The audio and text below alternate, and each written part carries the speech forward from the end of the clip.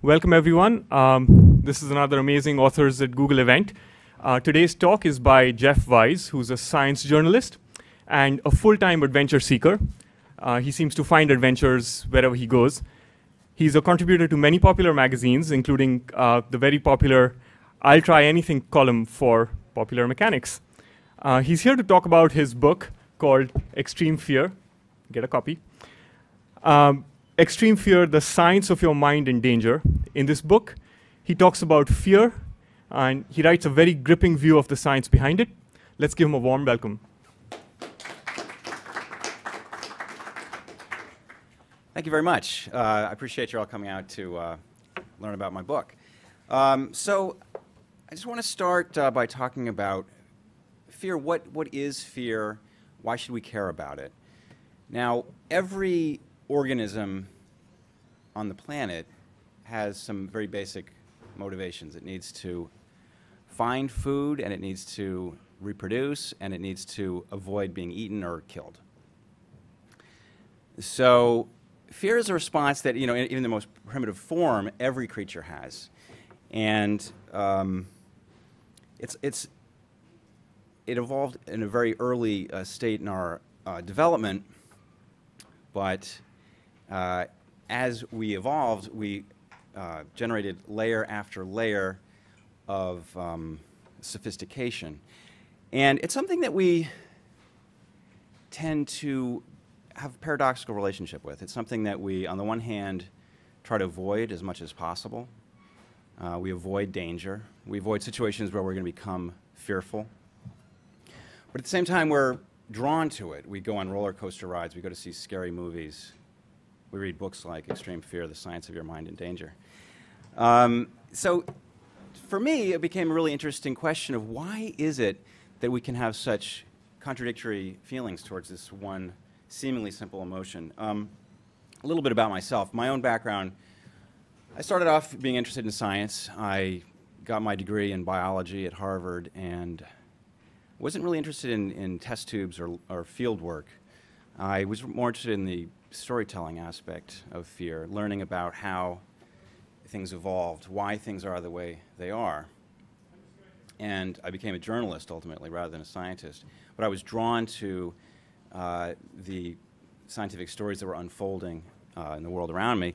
And the way my career took me was towards a lot of adventure travel. And I found myself doing things like bungee jumping, whitewater rafting, jumping out of airplanes, that sort of thing. And as I found myself in these situations where my heart was in my throat, my palms were sweaty, my heart was racing, much like right now, for instance, I thought, why is this happening? What's going on?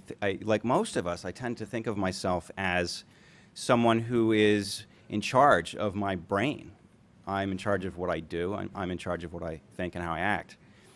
But when you're on the edge of a cliff and you know rationally that there's nothing to be afraid of, you know that there's these elastic cords attached to your ankles, the chances of something going wrong are pretty small, statistically. But there's something inside your brain that doesn't recognize statistics. It doesn't understand elastic bands. And it comes up in a very powerful way, and you suddenly find yourself thinking, what am I doing here? This is awful. I'd rather be anywhere than here. And so I found myself again and again in this situation where a part of my brain was taking over my conscious thoughts. And I thought, what's happening? I want to find out more about this. And so I started this journey of looking into the research and talking to scientists and figuring out what's happening, where does it come from, and how does it work? Ultimately, the idea is being that if you understand how it works, hopefully you'll be able to stay in control a little bit better. That's the hope. But since I'm at Google today, I thought I would look at it from a slightly different perspective from how I tackle it in the book. I guess there's probably a fairly high concentration of computer scientists here and people who work with code and processors and things. So I think that you guys all have a unique perspective on how the brain works, or how we think about how the brain works. Because as you know, the brain is a mysterious thing that we only can grasp indirectly. I mean, we have our own direct intuition of what's happening inside our own skulls, but it's a slippery fish that evades our grasp. You know, I think I'm going to do this, and then I wind up doing something else. Or, you know, one day I think that, you know, buying a certain kind of car tomorrow is going to make me happy, and then it turns out that it makes me miserable. We're very poor at predicting our own mental behavior. To make a long story short, we tend to have metaphors for what the brain is like. And when computers became a reality after World War II, the model of the mind as a kind of computer became increasingly fashionable. And one of the seminal moments in the modern understanding of the brain was a theorist named Alan Turing, who I'm sure you all are familiar with, who devised a kind of a thought experiment called the Turing test. And the idea was that if you could create a machine who could answer simple questions, or not so simple questions, in a way that was indistinguishable from a human being, then you would have to admit that that computer was essentially equivalent in some fundamental way to the human mind. And it's a good story, and so it became very plausible. It became essentially the basis, I think, for how artificial intelligence researchers progressed from that point. The idea was that if you could model a response to an English language question, or whatever language you're posing it in,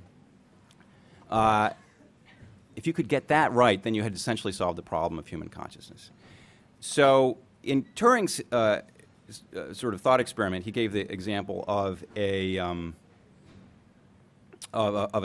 teletype. So you're getting a message over this text printout machine, like a printer. And he was talking about scanning a line of Shakespearean verse. And if you can explain this line of Shakespearean verse, then you're essentially a human. You're essentially conscious. You are equivalent to us as thinking beings. And in the 70s, this became a leading school of thought in artificial intelligence. It was the idea of language of thought. The idea that when we speak, what we're essentially doing is giving physical manifestation to what is happening inside our brains. And that was a prominent leading view for a long time. The problem with this is that it fails to answer some pretty basic questions. And one of the problems that was pointed out was something called the frame problem. Okay, so say you're a robot and you're running this software in your little metal head, and you're pushing a cart. And on this cart is a bomb.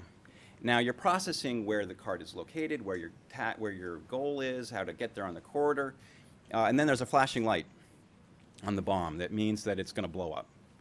So how, amidst all the other processing tasks that you're trying to do, how do you deal with the fact that there's also a flashing red light and what that means and what you should do in response? And given the state of artificial intelligence at the time, it was an insoluble problem. Well, what's happened since then is that we realized that it's not a serial processor kind of situation, that the human brain is running multiple modules in parallel, all at the same time. Few of these ever reach consciousness. And so this idea that it can all be explained by the language of thought, that everything that essentially is playing out in this inner dialogue in our heads is all we really need to know about the situation, is fundamentally flawed.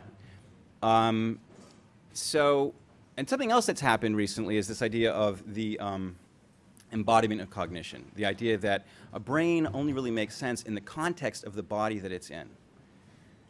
And so our moods, our hungers, our appetites, these aren't just phenomena that occur on the fringes of our consciousness and sort of muddy our Spock-like thinking of the world. They're actually crucial to why we have cognition in the first place. So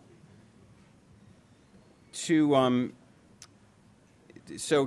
kind of get back to the original point, the idea that we are living in our heads, essentially generating thought, solving chess problems, this kind of intellectual endeavor that occupies so much of our day-to-day lives and feels like the essence of who we are, is actually a very small part of what our brain is doing. And it's a crucial misunderstanding that a lot of us walk around with, and it especially becomes important when we're trying to understand the fear response. Well, a lot of time we don't care about the fear response. Most of us go through our daily lives not being afraid of much, and we can just think our thoughts and plan our day and go about our lives without having to worry anything about anything except for our rational Spock-like thoughts. And so we have a hard time escaping from this illusion that is really ancient, and it was best formulated by René Descartes, who said, "I think, therefore I am," among other things. And he's lent his name to the Descartian dualistic point of view, or illusion as it's commonly referred to. So the idea that, the Descartian dualism is basically the idea that there's a little man in our heads with a bunch of levers. Light comes in from the eyes, from the ears, and everything that's processed in the brain goes to this little man, and he makes everything happen. And it feels like that's how it works. Until you're in a situation where you're suddenly overwhelmed with fear, and you find yourself running, or you find yourself frozen, or you find yourself playing possum willy-nilly, and all of a sudden this Descartian dualism gets thrown out the window in rather stark terms. So it can be confusing if you haven't encountered this before. So in the book I talk about a woman who was very generous with her time with me. Her name was Cindy Jacobs. She wasn't really unusual in any regard. She was one of millions of Americans who suffer from anxiety disorder. And so she was driving down the road one day, and I wouldn't be surprised if a fair percentage of the people in this room have had a problem like this. I have. She was driving down the road, and she had her 4 children in the back. She had been picking them up from daycare. She had to deliver them home, feed them, take them to somewhere else. She had a very busy day. She was a normal homemaker. And she started to have a heart attack as she was driving down the road. So she pulled over. She took out her cell phone. She called the nurse of the HMO that she belonged to. And she said, "I'm having a heart attack. Can you please arrange for medical care?" And the nurse said, "You're not having a heart attack. If you were having a heart attack, you wouldn't be on the phone to me." So she was a bit flummoxed by this because she had this pain in her chest and she couldn't breathe and all the things that you feel like when you are dying. And so ultimately the nurse sort of talked her down, and she got back on the road and drove home and didn't really think about it. But then a few weeks later she was in church, and again she felt she was having a heart attack. And why did she think this? Her doctor told her that she was having an anxiety attack, a panic attack. So she couldn't believe it. She'd thought, I'm not the sort of person who is nervous or has mental problems. I am a person who gets things done. And so this is not possible. Because she was so firmly in the grips of the Descartian illusion that she had no mental model for how it would be possible to find yourself taken over, essentially. These deep centers that lie within our brain that handle the fear response are so below our conscious level that they feel almost external, or that they're happening within some other part of our body that's not connected directly to our brains. The word panic derives from the name of the Greek god Pan. It was believed that when you were walking in the forest and suddenly became so overwhelmed with fear that you started running pell-mell, this was a case of possession by the god Pan. It feels like possession. It feels like an external force taking over your brain and making you do whatever you do. And so why does it matter that we dispense with the Descartian illusion? Only it matters because we have fear in our lives. Fear can crop up unexpectedly. That's its nature. So forewarned is forearmed. this is how our brains work. They don't work the way we expect them to, especially in dangerous situations or in scary situations that aren't dangerous. One of the mantras in the book is that when we're afraid, we have two problems, essentially. We have the thing that's making us afraid, and we have the fear itself. Our own fear response is often the most dangerous thing about the situation. And sometimes there isn't something making us afraid. Sometimes there are things that should be making us afraid, and they're not. But if we just rely on our little man in our heads to steer our way through danger, we'll find ourselves coming a cropper, because what happens is when the fear centers are activated, the sympathetic nervous system, fight or flight, pumps powerful brain chemicals into your system, and one of the first things it does is to shut down the frontal cortex, the part of our brain that thinks complex thoughts, that makes plans and arranges for the future. And so, a very simple example, if you're in a nightclub, for instance, if you come in and you don't notice where the fire exits are, and then a fire happens, and this has happened several times, your frontal cortex is shut down. All you can essentially do is follow everyone else out through the door that you came in. Most people avoid the fire exits, and that can have really tragic consequences. So, knowing how the brain works, we can not necessarily, no, let me rephrase that. Knowing how fear works does nothing to help us control our fear. Fear is a very powerful force that simply understanding it does not help you suppress it. It's like being swept out to sea by a tidal wave. It's overwhelming. You can't fight it with sheer willpower. However, if you understand how it works, you can, go a little bit easier on yourself. Like Cindy Jacobs, when she gradually, after a year, came to understand that, okay, my problem is anxiety. I will treat it using medication, using therapy, and that in that way you can get a grip on it. You can also avoid the mental unpleasantness of beating up on yourself for thinking, I'm a coward, I'm mentally ill, I shouldn't be doing this. You know, we have a really erroneous idea fed to us through the media of what the proper fear response is, because in movie after movie, as obsessed as we are with what extreme danger is like, we see movies like Die Hard and, High Noon, and movies where people are in mortal danger. These movies are very erroneous. Clint Eastwood walks down the street, there's the bad guys ahead of him, packing heat. Somebody's going to shoot somebody else. It's going to be bad. Somebody should be afraid. But, Clint Eastwood just kind of narrows his eyelids a little bit, and that's it.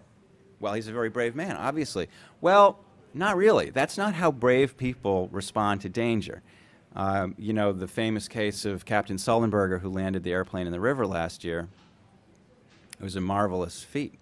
He had practiced thousands of hours so that when danger happened, he could do what he needed to do without needing to use his frontal cortex too much. He was very calm and collected given the situation, but he was extremely nervous. He was terrified. And he later said it was the scariest day of his life. I tell a story in the book about another pilot whose wings started to come off as he was performing aerobatics, and he performed masterfully.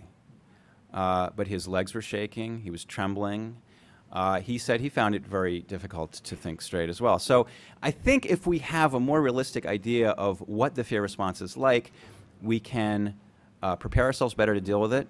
We can not beat ourselves up when we behave differently from how Clint Eastwood has led us to expect we should behave. And we can generally lead a life that is less fearful of fear. If we make a habit of just getting a little bit closer to the edge of what makes us comfortable, we become habituated to the sensation of fear a little bit. Not to be a to just go out and start jumping off of buildings with your base jumping parachute tomorrow, but if you just do something a little bit different, eat a different food, or take a different route home from work, or See a different kind of movie.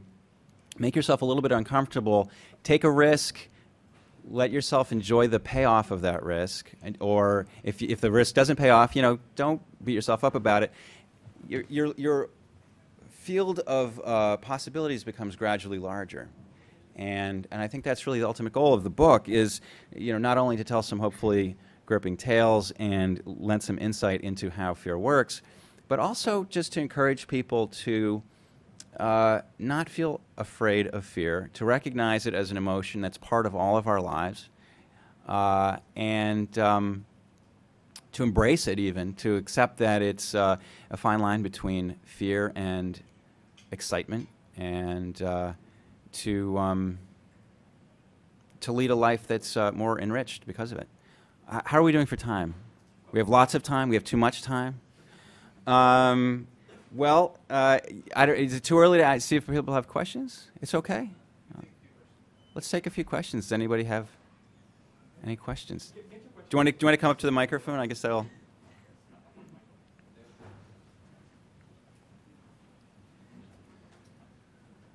Panic attacks seem decidedly inconvenient. Are there any theories on sort of like the evolutionary rationale for such things, or is it just the body breaking down as it gets older? Well, thank you. That's a great question. There's a couple chapters in the book about panic attacks, and essentially, what happens is I haven't really gotten into the anatomy of the fear response too much here today, but the long and short is that we have these subcortical structures deep within our brain, evolutionarily ancient structures that become activated by stimuli that we don't necessarily become aware of consciously. And these stimuli can trigger the fight or flight response. And if we've been trying, like Cindy Jacobs, to not think about what's making us nervous, who are trying to just sort of endure whatever hardship we're in life. We're stressed out, but we don't want to admit that we're stressed out. So the stimuli reach a critical threshold, subconsciously activates the fear response. So we get the racing heart, the shortness of breath, the sweaty palms. And then we consciously notice that.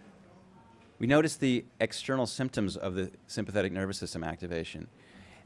So we become consciously afraid. And so the conscious mind, which not only can suppress fear, but also activate fear, notices these symptoms, thinks something's happening. What is happening? That fear about the fear response is a feedback loop. And so it's not that the system is breaking, it's like a microphone that picks up its own signal. And it just spirals out of control. Now, what you can do, it's fairly treatable. What you can do, this isn't appropriate for everyone in all situations, but if you take a beta blocker, what it essentially does is suppresses the outward manifestations of the fear response, the racing heart and so forth, and it just cuts that feedback loop. I don't know if that answers your question. Yes. Okay, thank you. Such an interesting topic. I'm wondering if you could comment on fear and the ability to learn or cognitive ability. I guess I'm thinking of maybe the example of children or kids who are in maybe a bad area of town and there's violence, or they're in an abusive household, and what the impact is on the ability to learn. Right, that's a great question.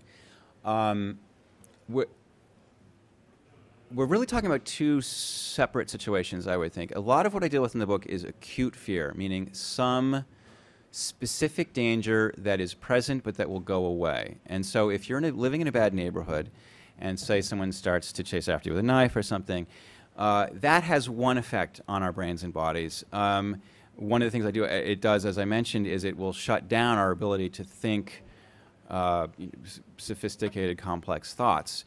But I think what you're referring to more involves not acute stress, but stress that persists for a long amount of time. And what happens in that situation is that a lot of the body's resources that are mobilized to deal with an acute stress, like in evolutionary times being chased by a bear, for instance, they linger. cortisol is one of the main stress hormones, and if it's released and reaches elevated levels for a long period of time, it becomes neurotoxic. It essentially, among its many negative effects, all the negative effects of stress, heart disease, for instance, can be traced to cortisol as well, but it can hinder long-term learning. And yes, to live in a consistently stressful environment, I think, can have damaging effects on brain, such as learning and memory and cognition. Yeah. And a quick Sure, follow-up sure. is there any linkage or relationship between fear and addiction? Well, that's a great question. I've never considered it in that direct way, but I think it's very interesting that fear, as I mentioned at the very beginning of the talk, it's something we have a very complex relationship with. We avoid it and we also seek it out. And one of the reasons we seek it out is that it has, we were just talking about negative effects that fear and stress have in terms of shutting down the brain, hurting memory, hurting cognition. But it also has lots of positive effects. There's actually an ideal middle ground that we perform optimally at. And so when you're very afraid, fear focuses your thoughts, makes you stronger, makes you faster, makes you resistant to pain. It makes you a kind of superhuman person for a short while. Why that is in part due to endogenous chemicals that are released within the brain that mimic the effects of marijuana and amphetamines, among other things. So a roundabout way to say, I haven't really thought about your question that specific way, but it's very interesting that in essence, when we become dependent on certain drugs, what we're doing is artificially elevating or artificially recreating elements of our fear response.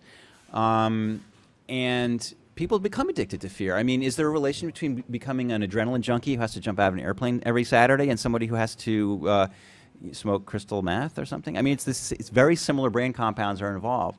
I'm no expert, but I don't think that anybody really knows, frankly. Addiction is an incredibly complex and politically sensitive topic. But, it's a really, really interesting question. Thanks. Thanks. So this first question about children, it got me thinking, right? So in kids, you sometimes see this sort of weird dichotomy where kids can be just incredibly afraid of what's under the bed in the closet, but then they can go and they can do something sort of fearless, ridiculously foolish or courageous. They'll go around jumping over train tracks and just stuff like that. Yes. Are there any good explanations for that kind of dichotomous behavior? Or is it just that's a really interesting question. I have a 15-month-old at home, and he's just started walking last week, and so the dangers are infinite.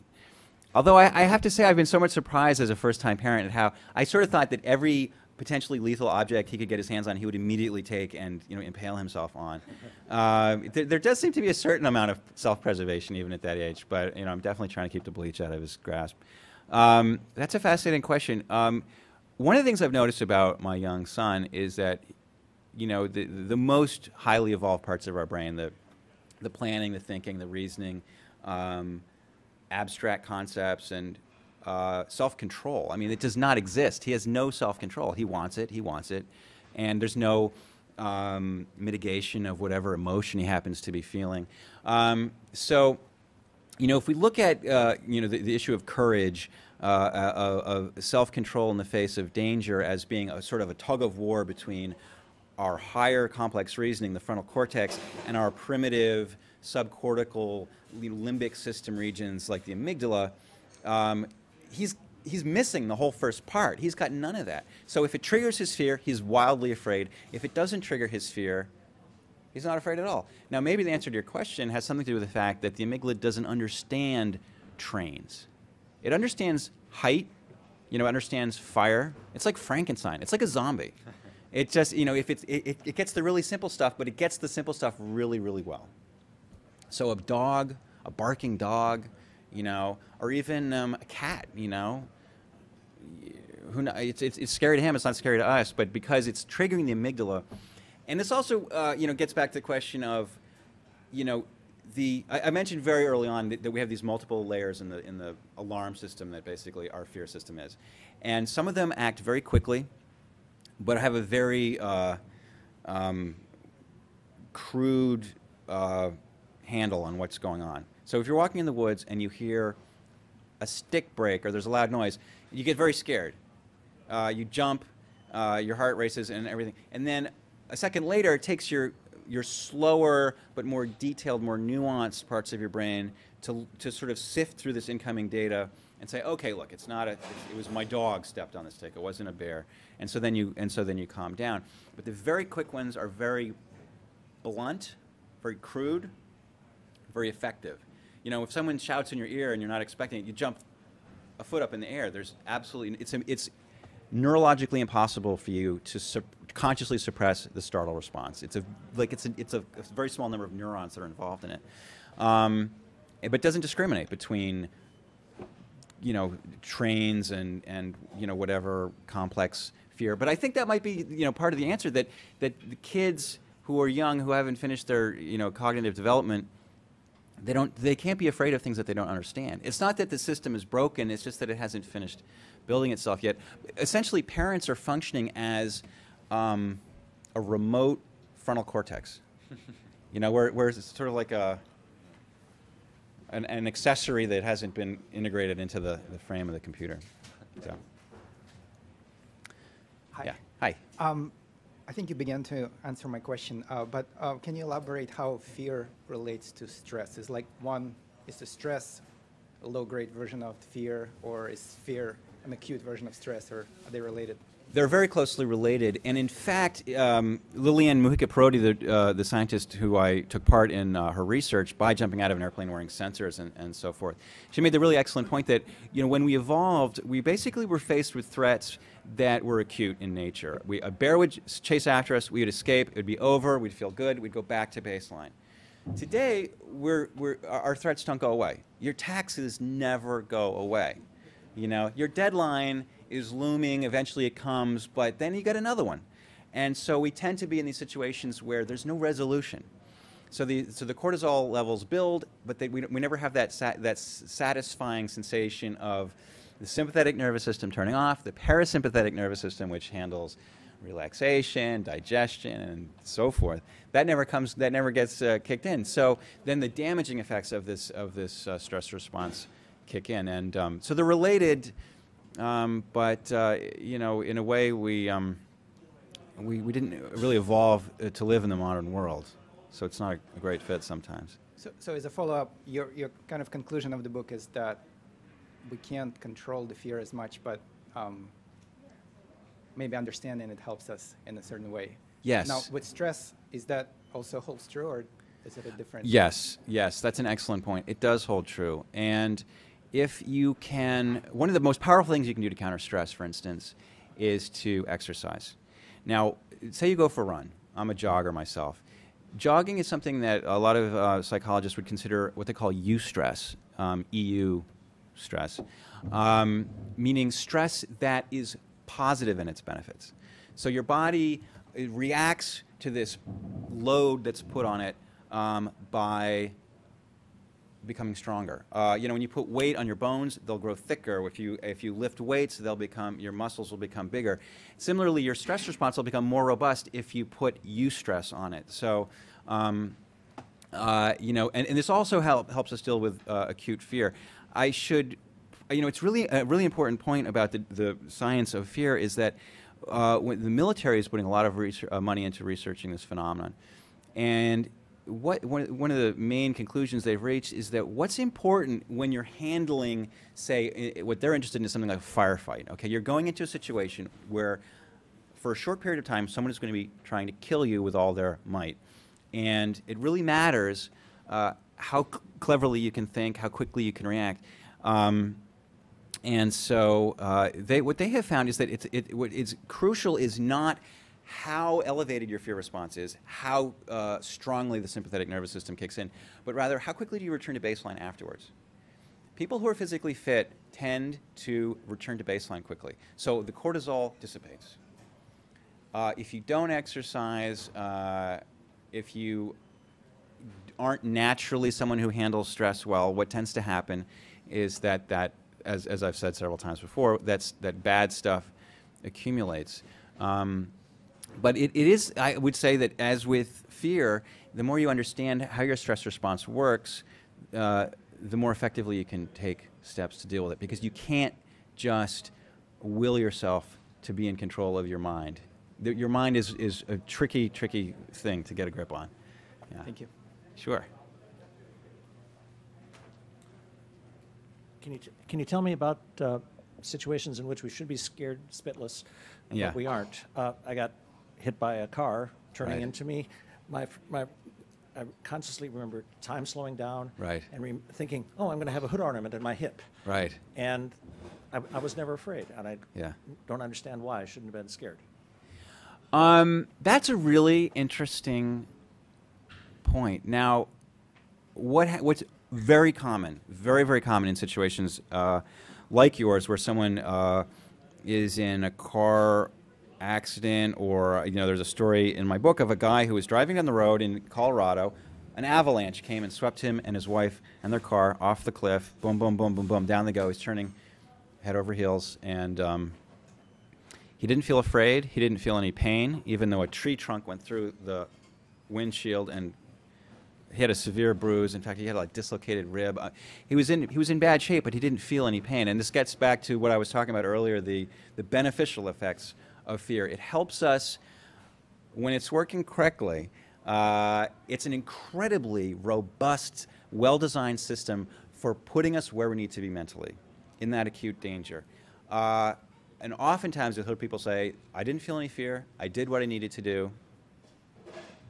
And only afterwards, now this fella said, it wasn't until the next day he went to the lot where the wrecker had put his car, and he saw how crushed it was, that his knees went weak.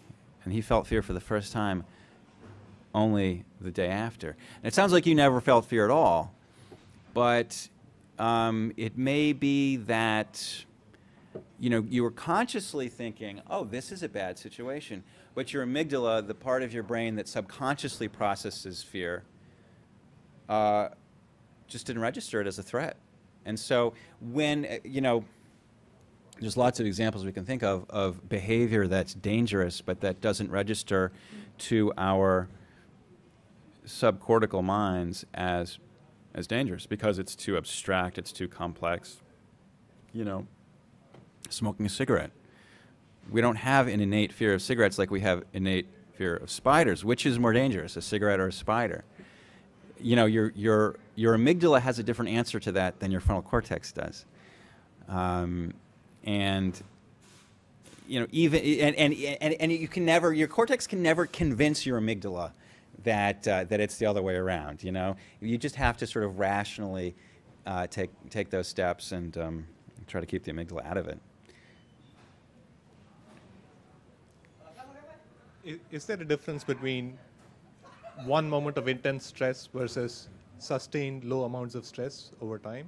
Yeah, that's something we were touching on earlier. Intense fear is related, but the dynamic is very different. And one of the things I should point out is that there's different kinds of fear, and just because you handle yourself well in one situation doesn't mean you'll necessarily handle yourself well in another situation. I tell the story in the book about Audie Murphy, who was very famous after World War II. He was the most decorated U.S. soldier, and he had this incredible situation where he fought off an entire oncoming armored German battalion, and he became famous for that. He was in movies and Life magazine and everything.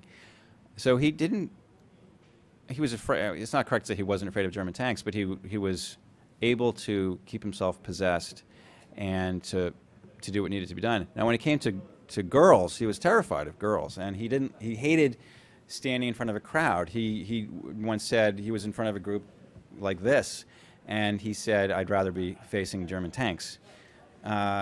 So, we all have our quirks and oddities of our personality. We all are more afraid of some things than of others. But it's, you know, it's important to remember that the fear is in here. A tank is not scary. A crowd of people isn't scary. A girl's not scary. A tiger is not scary. They're just what they are, but we generate the fear response internally. We generate it so automatically that it feels like it's inherent in the world around us. And, you know, if we just take the step to recognize, okay, the spider isn't scary. What I'm experiencing is my own internal mechanism that, while it's very difficult to control, it is a finite physical process that I can have some effect on. I love this story of a woman. I heard this story a long time ago, and I don't know if it's true or who it happened to.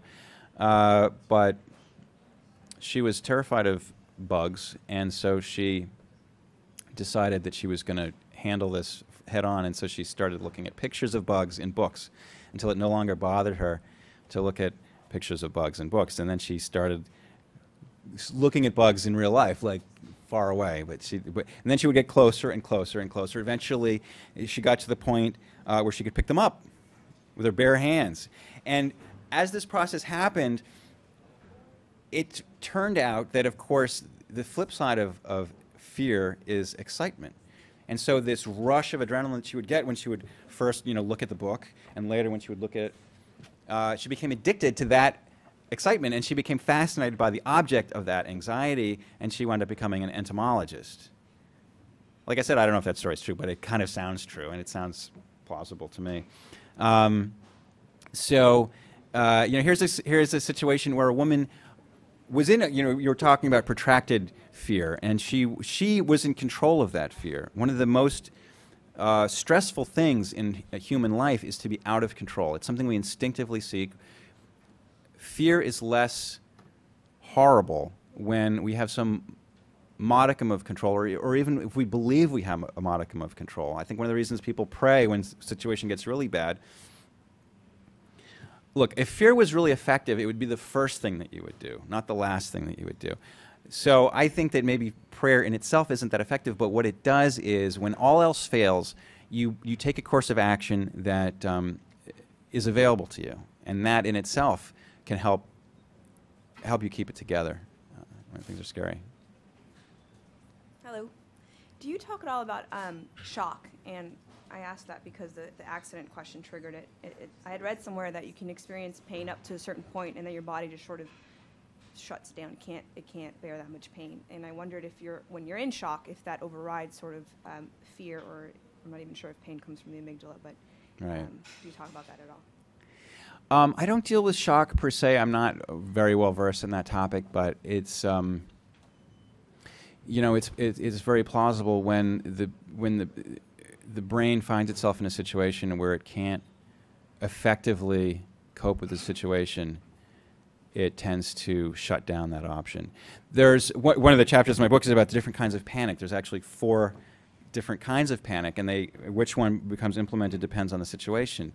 So, you know, I've sort of slandered the amygdala for being crude and blunt in its decision making, but there's actually a surprising amount of subtlety. I tell the story in the book of a woman named Sue Yellowtail, who was a hydrologist studying a river in a remote canyon in southwestern Colorado, and she noticed that a mountain lion was looking at her from the bank, and her fear system kicked in, not surprisingly. And first thing she did was she froze. Now, we're all familiar with the fight or flight idea of fear, but there's actually 4 Fs, and I usually can't get them all in one go: fight, flight, freezing, and fainting. And which one swings into action depends on this context in which it occurs. So here she was on the riverbank. The mountain lion was kind of far away. So she froze, and when you freeze in response to danger, your attention turns to the threat. You become focused, very still. It's an attitude of waiting to see what happens next. The mountain lion started to move towards her, and then that triggered the next F, which is fleeing. She started to move away. Now, she'd studied biology in school. She knew about predator behavior, and that if you run, that can trigger its own instinctual response. It will chase after you and try to eat you, and which it may already have been on its mind already. She wasn't sure. So she used her frontal cortex, her complicated knowledge of theoretical matters, to suppress this fear response. So she just moved fairly slowly away. But the closer this thing got, the more quickly she walked, the less effective her attempts to suppress her flight response became. Ultimately, it was within leaping distance of her, and she completely gave in to panic and started to run. She ran into the river. She slipped. She fell. The lion jumped on her. And at that moment, running was no longer an effective option because the mountain lion was now on her head with its teeth on her scalp. And she remembers having a kind of a dreamlike sense of looking up at the water shimmering above her. She could feel this thing's mouth on her head. And she thought, well, you know, we all have our day when we have to go. And it's fascinating because she went from being very, in gear, thinking very clearly about what she needed to do and then doing it, to being in a state where she essentially had dissociated. And dissociation is when you essentially remove yourself from your mental environment. And people often report that it was like they were watching a movie. But fortunately, that didn't last very long. The next thing she knew, she had sort of.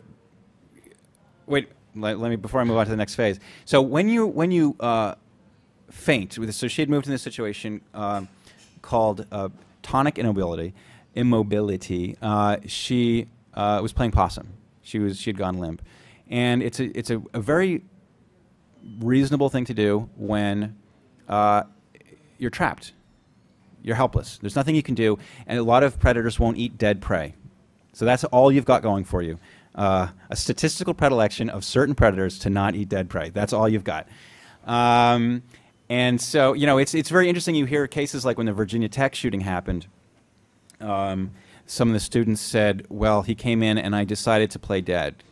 And it's very interesting because I'm sure in their minds it felt like they were deciding to play dead.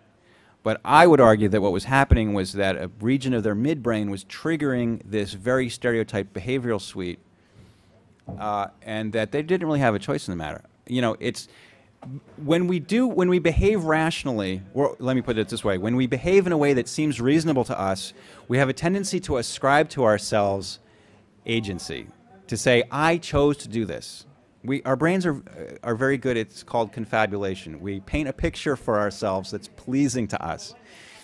That's why introspection is a very poor tool for understanding how the human brain works, and it's why psychology really didn't make very much progress until quite recently, because we're constantly deceiving ourselves. So anyway, she played possum against her will, I would argue, and then for whatever reason, that strategy wasn't really working, and so her brain went to option number 4, which was to fight. So she jumped up, she started to run, and here's an interesting parenthetical observation. For 15 seconds, she had no recollection of what happened. She doesn't know what happened between getting up off the river bed and winding up on the bank of the river with her arm down the lion's mouth. So she came to, next thing she knows, she's lying on the riverbank. Her arm is in the lion's mouth.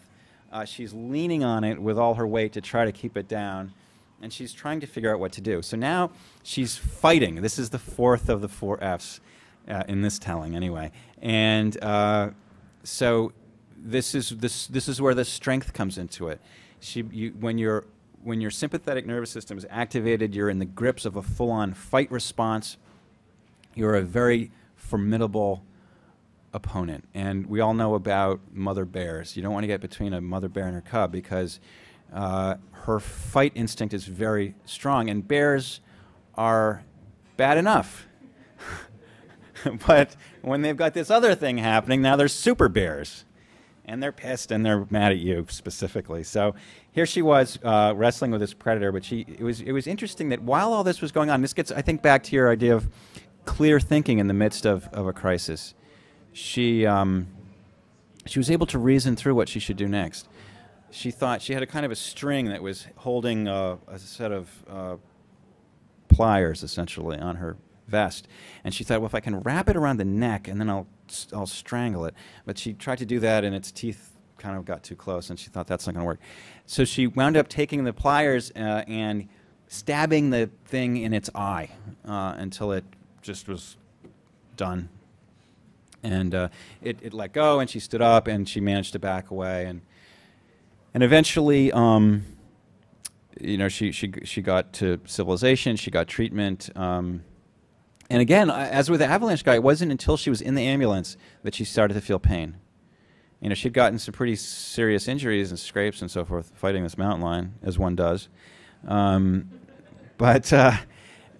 only when she was coming down from that plateau, after all those chemicals that we can become addicted to were starting to leach out of her system, did she feel the pain. So then some trackers went back and found the mountain lion and shot it as a threat to public health.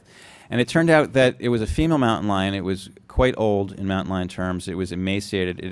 Its teeth had started to fall out, so it wasn't able to catch prey. And so it was only in desperation that it had seen this human being and thought, well, I've got nothing to lose. And so if it had been a full-grown male in its prime, she probably wouldn't have had a chance. But, you know, we like to think of ourselves as individuals, but we are actually creatures of statistical outcome of genes, you know? And so everything all of the useful things that our bodies can do for us are there not because they're going to guarantee our survival, but they're just, all they need to do is kind of increase our probability of passing the relevant genes along. And she was lucky. I mean, somebody accused me of succumbing to survivor bias in this book, namely, you know, I only tell the stories of people who survived, and, you know, she might have, all these wonderful systems that I describe happen to work in all these cases, and not in a few cases, but it's, oh, we're out of time. Sorry. Anyway, okay, here's my book, Extreme Fear, The Science of Your Mind in Danger, available at fine bookstores near you.